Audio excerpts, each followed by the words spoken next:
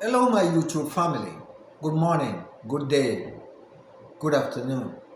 Welcome again to our Word for Us ministry, where we study, share, and apply the Word of God to our present world, our present time, and our present life.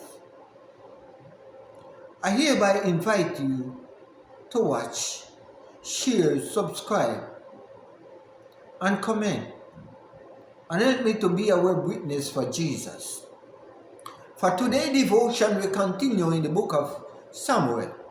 1 Samuel chapter 8, verses 1 and 2, and it reads thus: And it came to pass when Samuel was old, that he made his sons judges over Israel. Now the name of his firstborn was Joel, and the second was Abiah. And they were judges in Beersheba. Samuel died. Samuel was old, and now he decided to remove himself from the role of being judge. As a matter of fact, that's the only role that he could remove himself from. He was a prophet and could not relinquish that post. But as leaders of Israel, as leader in Israel, he could relinquish his throne, his seat as judge. And that's what the Bible said that he had done. He made his sons, Joel and Abiah, judges in Israel. And their first district, our first city, our first area of rulership or leadership, the Bible said, was in Beersheba. You see, Beersheba have a long history with God, a long history in the presence of God, a history of up and down, righteousness and unrighteousness, justice and injustice. Beersheba have a long history. A place where people were stiff-necked and stubborn, just as how we are today. Whatever nation you want to label with wickedness and evil,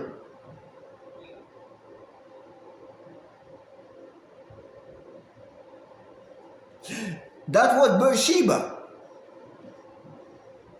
You see, there are some nations around the world that is put on a ban list and labeled a particular way. And the truth of the fact is, wherever you go in the world, people are the same. You have wicked people in Afghanistan, in Pakistan, in Iraq, in America, in Canada, in Europe, in the Caribbean, wicked people, heartless people. People who love their leaders because leaders present what they like. People who hate their leaders because leaders present what they don't like.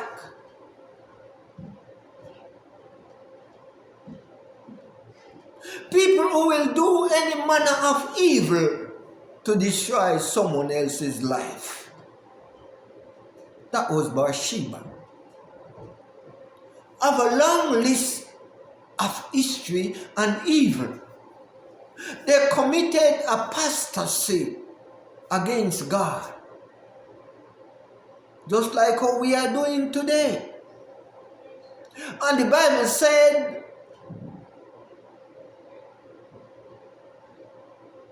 we like them gain I retrieve leaders that compromise to suit their standard.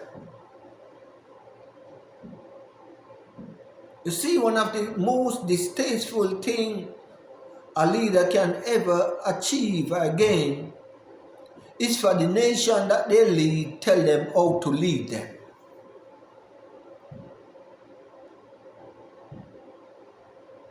For the nation that they lead to pressure them to make decisions and choices that are not godly.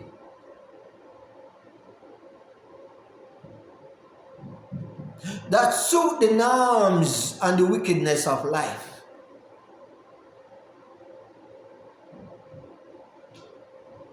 You have leaders that the Bible said they lay on their bed and imagine evil to carry out the next day or sometime in the future. They meditate on evil. All their aspiration is to do evil to achieve whatever they desire.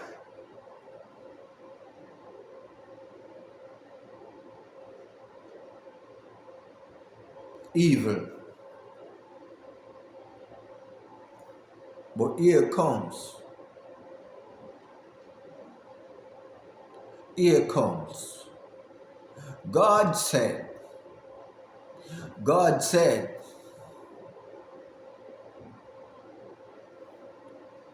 whatever evil act we do or we are doing, the day of reckoning is coming.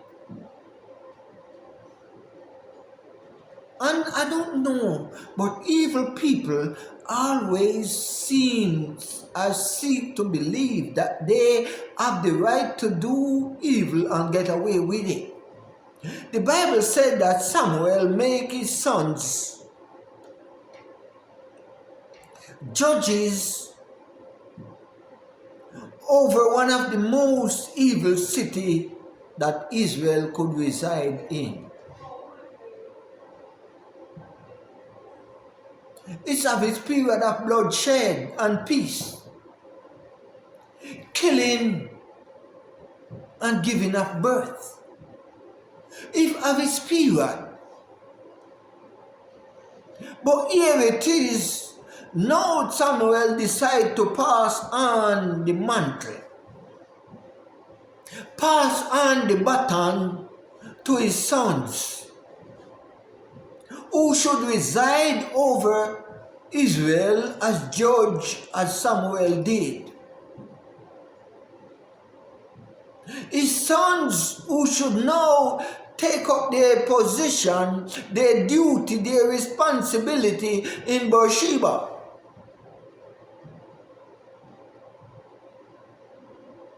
And notice, Samuel did not appoint one to a particular area and another to a particular area. Both was appointed to work in Beersheba. And how can it be? Look at the situation. Both sons are given the same responsibilities to carry out the task of judging Israel. And those who judge, I should judge over Israel and the world, should be men of integrity, leaders of integrity.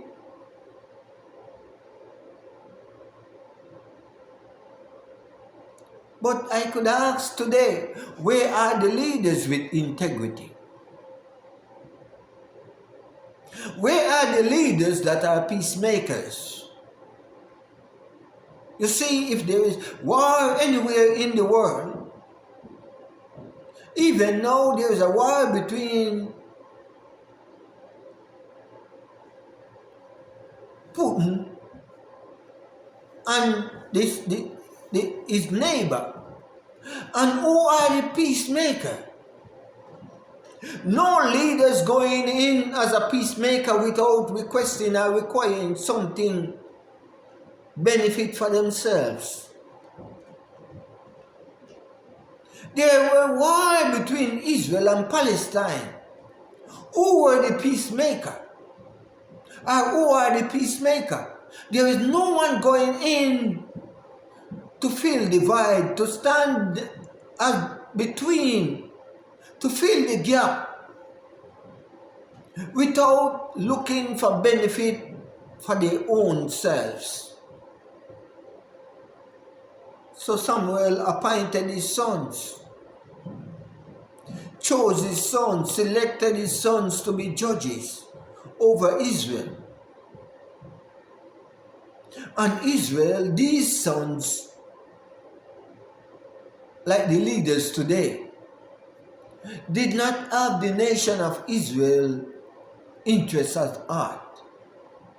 Just like the leaders of today don't have the interests of the people they are leading at heart. But somebody should know that not because your leader is not leading you according to God's will, God is going to remove them immediately. Justice has to run its course. But I can tell you they won't be there for long if they are proclaiming evil. If they are proclaiming evil and God allowed them to be in that place, it's because all justice, all the plan of prophecy have to be fulfilled. And prophecy fulfilled in two ways, either for you or against you.